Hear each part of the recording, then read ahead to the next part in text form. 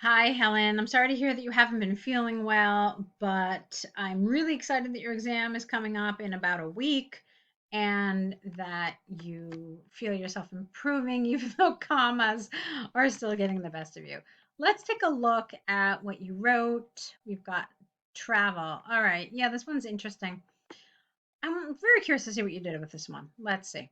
Traveling and exploring. Look, you've got this ing. So it's a parallel structure. They both need to be in the ing form, okay? So traveling and exploring more are becoming a trend, no matter if the travel is domestic or abroad. This essay will explain some of the pros and cons of traveling by giving some examples from personal experience. Great. Just that little mistake there, okay?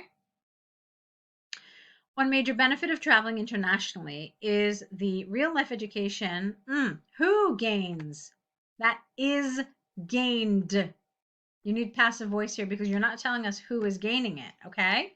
So, is the real life education that is gained through meeting different cultures. For example, if someone from Northern Europe travels to Bali, they will meet a new and different world which will enlighten. Now, here, you don't need an ing because you've got will.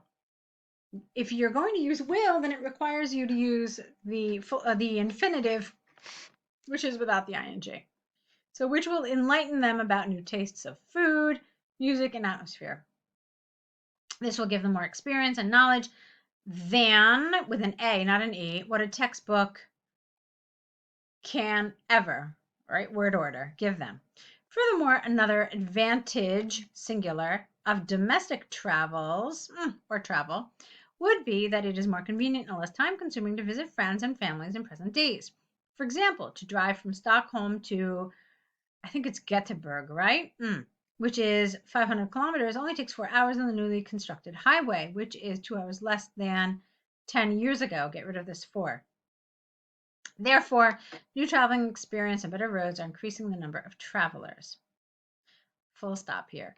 All right. I liked what you wrote here about I like what you wrote here about international travel. I can't say that I love what you wrote about domestic travel. Because what you're saying about an advantage of domestic travel is that it's more convenient. So that's not really an advantage of travel to domestic places. So, hey, what's really good about traveling to places in your country? Well, one thing that's good is that it doesn't take so long. It doesn't really make sense. Um, I think you wanted to say something else here. Maybe you wanted to say that I'm sorry, that domestic travel helps the local economy. Okay. So if you go somewhere, even if it's in your own country, but you're giving them, money for food, for entertainment, for, whatever, this helps the local economy. You're spreading around money, and this is important. Maybe another thing is that you learn more about the country where you live. Okay, so this can also be an education. It doesn't have to just be international. Okay, it can be domestic or national as well. So those for me are advantages. What you're talking about here isn't really an advantage of domestic travel. Okay, so I'd like you to rethink that a little bit. As far as commas go, I thought you did great. There was no problems with the commas at all. So feel good about that. All right, let's look at the next paragraph. There are also some drawbacks. There are also some drawbacks to the increasing pattern of travel. I would have liked the travel here better.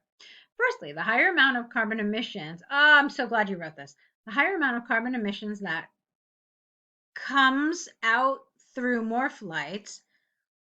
You don't need a comma here. That are going both short and long distances. All right, that's not a full sentence. So even apart from the comma, it's a sentence that has some problems because it's just a fragment. Let's look at this whole thing again. There are also some drawbacks to the increasing pattern of travels, namely, one sentence, the higher amount of carbon emissions that come through more flights that are both short and long distance. Full stop. That's it.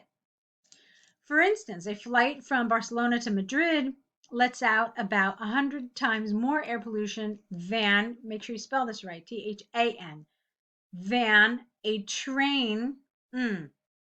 Let's see. lets out 100 times more air pollution than what a train going the same distance does. Okay? That's how you want to do this because look, let's, so does, not is doing, because you had let's here. It's it's a structure where you need to use the same tense.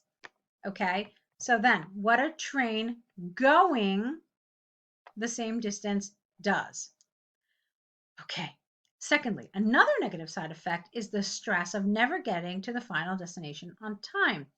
It is worldwide known that trains and air flights are rarely on time. This is mostly because I think you needed a different punctuation here. This is mostly because the high demand on timetables and higher maintenance demand both. What? This is mostly because the high demand on timetables and higher maintenance demand on both train and flights. All right, a little awkward. Kind of understood it, but okay. Hence, air pollution and some personal stresses are the negative effects of increased travel. Full stop. Where are your full stops within your paragraphs? All right. I liked what you wrote about carbon emissions. I think that's absolutely on point, and I'm happy you did that because it's a point that I think a lot of people miss, but it's like so obvious. We talk about the carbon footprint of airplanes all the time, and so I'm glad that you pointed that out. I don't really feel like the stress is definitely a negative of travel. I would have selected something else as an idea here. And I hate saying that because I recognize that, IELTS tutors around the world say, oh, well, IELTS is not an ideas exam, it's a language exam. And yes, that's true. However, you never want it to appear that your ideas are partially because of some sort of language limitation. Okay, I don't know if that makes sense. And you also don't want like to show that there's some misunderstanding of what a disadvantage of travel is. Okay, so let's say the stress of never getting to the final destination on time. Another negative side effect of travel. What is the stress that it causes? You see, I don't really want to say that because so many times I hear people say, oh, travel is so relaxing. So I don't think this is such a great idea here. One idea that I think is really good is maybe talking about, again, over tourism. Think about places like Venice. Think about places like Santorini, where there's all this talk about limiting the number of people who can go in the area in a certain day. Okay, so you could talk about how travel really affects the day-to-day life of the people living there, and you can also talk about how because of over tourism, the places that were once beautiful and picturesque and amazing to visit no longer have that character. Instead, they just feel like an amusement park. Do you know what I mean? So that's really something you can talk about in terms of like a real disadvantage of travel. Okay. And there are others, of course, but I'm just, coming up with a couple that I think really talk to disadvantage and less so about like some of the inconveniences. Okay. All right. And that's one of the reasons why I'm doing this, because this is what I mean that you don't want it to appear that this is some sort of limitation on your language.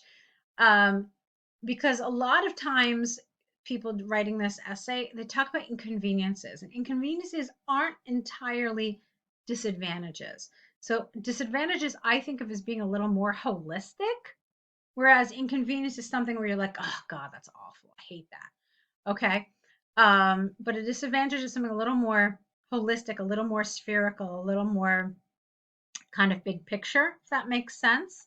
If you don't know what I'm talking about, then let me know in your email, or if that makes sense and you're like, oh, yeah, Ellen, I get it, then that's very good as well. Okay, let's keep going. In conclusion, with the advantages and disadvantages given, here you needed a comma. There are some great benefits of traveling, such as life-fulfilling experience and less time spent with a T on roads. Full stop, new sentence. Meanwhile, comma, polluted air and time management stress are clear drawbacks. Okay, so it's fine other than the punctuation. It was concise. You did exactly what you're supposed to do, so no problems there. Like I said, I just would have changed around some of those ideas. That's just a suggestion. Again, IELTS is not considered an ideas exam. It's considered a language exam. But just to kind of help you, just trying to kind of put you in that right mindset of what they're looking for. That's why I do what I do and say what I say. Okay. So, movie preferences. Let's see what you did here. The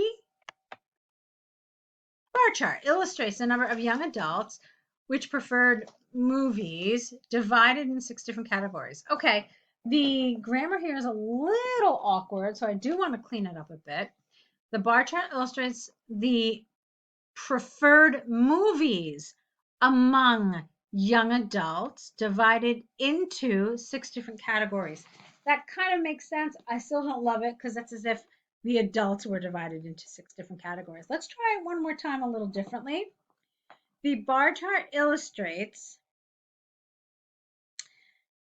the preferred movies divided into 6 different categories among young adults. That works. Okay, so just to give you again some ideas about how you can rephrase this so that it's a little more accurate grammatically. Overall, within the categories action, animation, comedy, drama, horror, and romantic, it is clear that comedy was the most favorable for both men and females. You have plural here, there should be plural. Whereas the least chosen movie was animation. That's not really entirely true, you know. The largest difference between the genders was the category romantic films, which most females chose. Okay.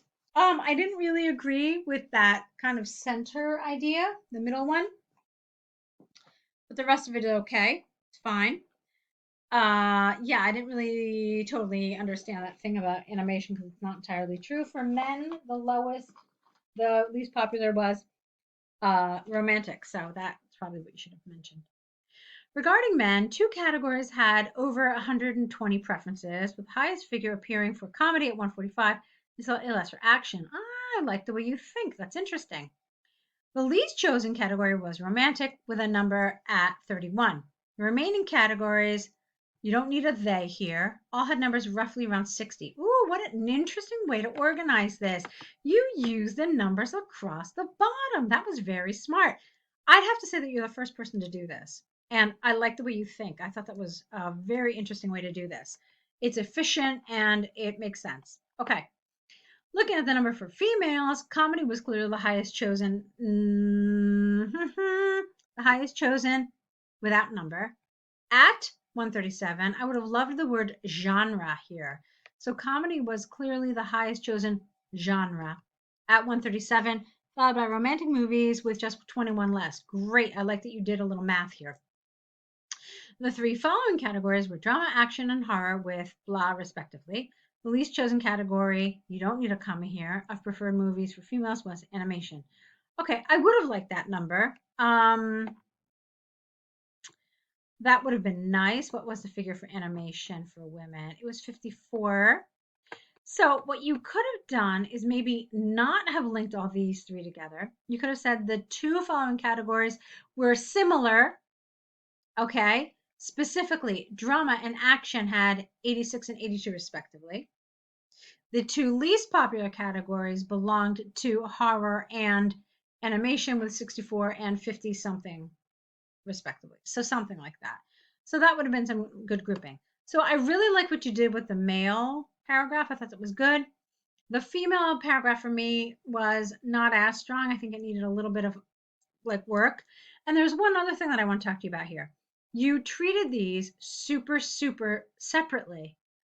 But I would have liked when you got to the female paragraph to talk about how this compares to the men.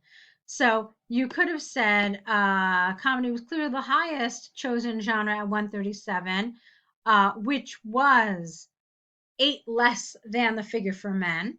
Okay. And it was followed by romantic movies with just et cetera, et cetera. So you still, when you do it like this and you have men in one paragraph and women in another paragraph, it's really good to make some connections um, between those numbers, especially when you get to the women paragraph. It kind of like links back to the male paragraph. All right, so that brings us to the end of this. I'm seeing some good things, a lot of definitely a lot of improvement, Helen. I hope you're seeing it too. Yeah, so you've got a decent amount of feedback. I'm not going to kind of summarize it all because it's like 15 and a half minutes of feedback. So let me know if you have any questions. Let me know if you have any comments about any of the things I said, and we'll meet back here with your next set. I hope you're feeling better, and we'll wait for your next set of essays. Okay, good luck.